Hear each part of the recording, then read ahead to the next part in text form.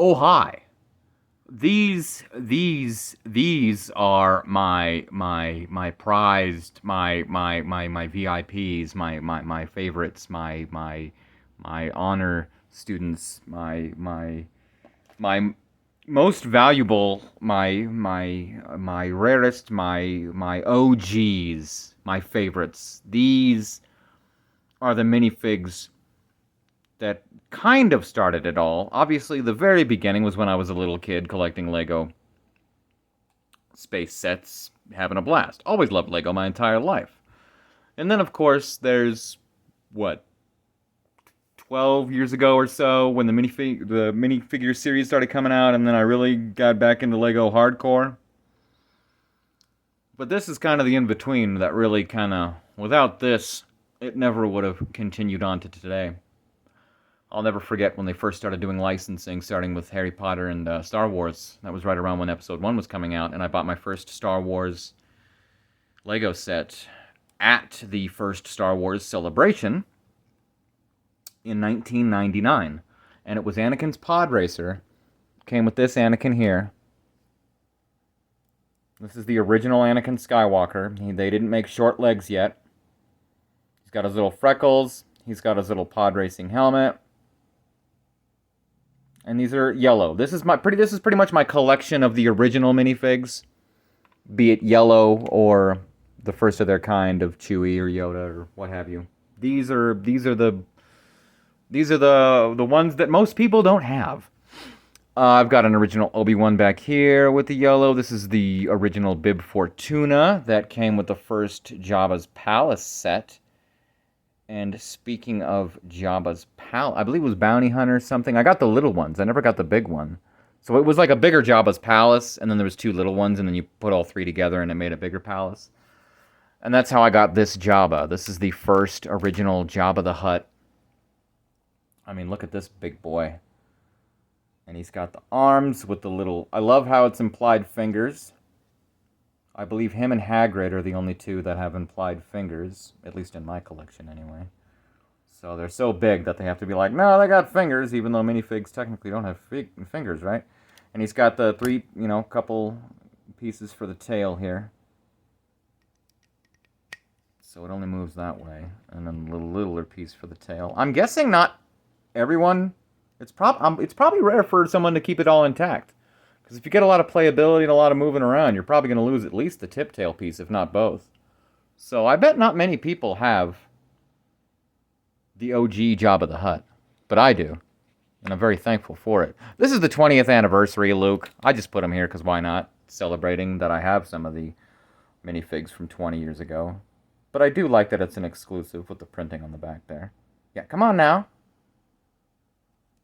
It's Lego Star Wars. This is supposed to be a rare one, a valuable one. It's the original Boba Fett, in one way or another. So this, I believe, was the first time, this and the Ewoks were the first time they started using these shortened legs. So this is the original Boba Fett kid that came with the Slave 1 set. And they're still using the classic female hairpiece from the original minifigs. And then this is just a regular... I don't think this is a Luke. I think this is like a B-Wing, or an A-Wing pilot. I had an A-Wing at one point. No, not A-Wing, excuse me. Y-Wing, excuse me. Y-Wings were my favorite. I think this is my original Y-Wing I got back in maybe, I don't know, 2000, 2001, somewhere around there. This is Anakin from Episode 2. From 2002. Got the braid there and everything. We got Qui-Gon. This is one of the first. Like the very first Episode 1 Lego set was technically the one that came with Qui-Gon and Jar Jar. I had that set as well. It wasn't the first one I bought, but I ended up getting it. So this is the original Qui-Gon when they started using really like, oh my gosh, they're going all out with the hair pieces. Like this was one of the first exclusive hair pieces to wear. This is just for Qui-Gon. So I always liked that. I did always like the original lightsabers with the silver hilts. And now they've got at least they're like metallic gray. But I always liked the silver. And this one came with one of my Jabba's Palace set. There's only 2 Slave Leia minifigs ever made, I believe. And the other one is Flesh Tone, that came in a very expensive set. This is the original yellow Slave Leia in the gold bikini. Very prized possession of mine. Yes, you can see that detail correctly, and that's why I kind of understand. Yes, it's obviously ridiculous and whatnot, but I guess when the newest Lego Skywalker Saga video game came out, which is an atrocious, horrible game, don't get me started on that. Some people were complaining that Slave Leia didn't have her cleavage in that game. And yes, obviously, it's, well, what a ridiculous thing to complain about. Why would you care about cleavage on a toy? But I assume that some of them are coming from the point of view that the minifigs in the game are supposed to be representing the real-life minifigs. So if I was using this minifig in the game, yes, it should have cleavage because this minifig has cleavage. As I'm saying that, how insane is it that this minifig has cleavage? Because I guarantee you they will never do that again. They didn't on the second one, I don't believe. I think they just went with the gold bikini. I'm not sure on that because I don't have the flesh tone one. I do have a necklace version, but I think that's technically a custom. Anyway, I don't think it has cleavage. I could be wrong.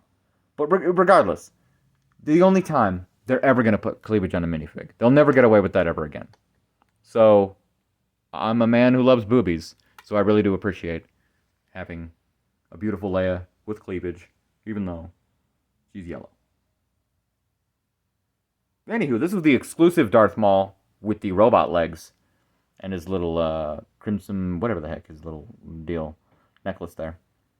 This came in one of the encyclopedias that I own all of, specifically for the exclusive minifigure, and I own 2 of most of them when they come with minifigures like this that I really want, because I really like the printing of the robot legs, as opposed to the Gigantor robot legs we got the first time he had robot legs, which is this. They don't last forever. One of them is pretty much broken.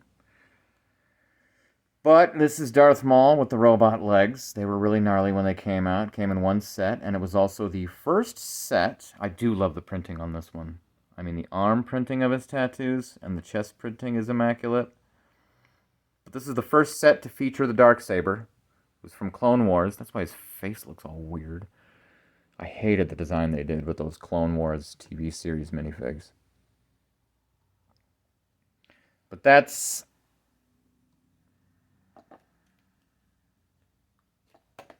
the Darth Maul with the metal legs, the first one, and the first Darksaber. That, yes, I have the original Darksaber. I can't believe they haven't made a new mold yet. This came with some Emperor thing. You've got, you know, this guard. This is OG Luke from, like, 99, 2000. Jabba's Palace. You can see he's got blonde eyebrows. Always that. It's the little things that are a nice touch, especially on a minifig. The original Darth Maul, I do believe. Yes, indeed. I always liked how the horn piece came off. I thought that was the weirdest thing. Because then you could also, like, some of the original Darth Mauls just had the capes. Yes, that's the next one. And I don't think they had the horn piece at first. So the first Darth Maul had just the hood. But they figured this out real quick. And they were like, okay, look. We made a horn piece. And it's always been cool because it's like a crown. I always dug that. But yeah, this is the original with the cloak. That's cool. Double-bladed hilts, and they figured that out. This is the original Obi-Wan. He's got the braid there. Original Ewoks. I believe this one is Wicket. It could be the all-brown one. I can never remember which one's officially Wicket. Might be this one. But these were just... This was one of the first times they started using crazy molds like this. Like, well, what if we just take this whole thing and put it over its body? Kind of like Hagrid. Like, Lego did a lot of experimenting back in 1999, 2000, 2001. And most of it is still utilized today and changed Lego forever. Savage Opress, Darth Maul's brother, came in one set. I love this, one of the first times usage of this chest armor plate piece here. Great minifig. Count Dooku, I believe, is worth a pretty penny. This only came in one. This is the original Count Dooku. They've made other ones, but this is the only, I believe, the only set ever to feature the silver, curved Count Dooku lightsaber hilt. and it is in my possession. This Count Dooku that came with the him versus Yoda from Episode 2 in 2002. Great set. I actually bought that set in Indianapolis. Was it Indianapolis? Indiana. Indiana. Wait, where was it? Illinois. Illinois. Yeah, I think. Wherever the heck the second celebration was. In 2002, I went to the second Star Wars celebration. Yeah, I went to the first two. Now everybody's talking about all of them. Yeah, well, 24 years ago, I went to the first one. 21 years ago, I went to the second one. But while we were out of town, I went to a Target where they had just gone on sale during the celebration. Found the Dooku versus Yoda set after they just revealed to us that first Yoda using his lightsaber footage that no one yet in the world had seen. And this is the original Yoda. I'm very proud of having the original Yoda with this beautifully molded head that they, I think they perfected right off the bat. I wouldn't change a thing. They have, and I would say it is slightly better. But this is the original Yoda. But still had his flute, his little flute necklace. That's cool. Lobot. Oh my gosh, Lobot. Look at this.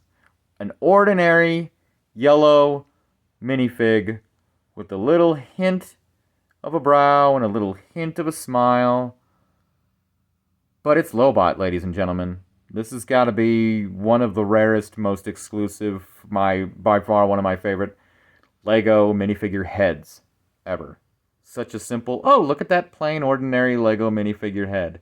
No, it's actually one of the most exclusive, neatest, coolest minifigure heads. Thank you very much. I think they've made a more updated Lobot, but this is the original Lobot. That's the original Lobot. He came with a Cloud City car. I didn't even get no big Cloud City set. I think this Yoda was the first ever Christmas-themed minifig that came in the first ever, if I'm not mistaken, Advent calendar for Star Wars. So yeah, I'm very proud to own the first Christmas-themed Star Wars minifig, and it was Yoda with his little Clone Wars head. Original Stormtroopers had these guns and these faces. I love that. This is also one of my favorite Lego minifigure heads ever. Because then they were like, well, let's just make them black. But at first, they were yellow. And maybe some people were like, this is kind of creepy. But I love that I have a couple of the original, 23-year-old yellow Stormtrooper heads. This is a more slightly updated Darth Maul with leg printing.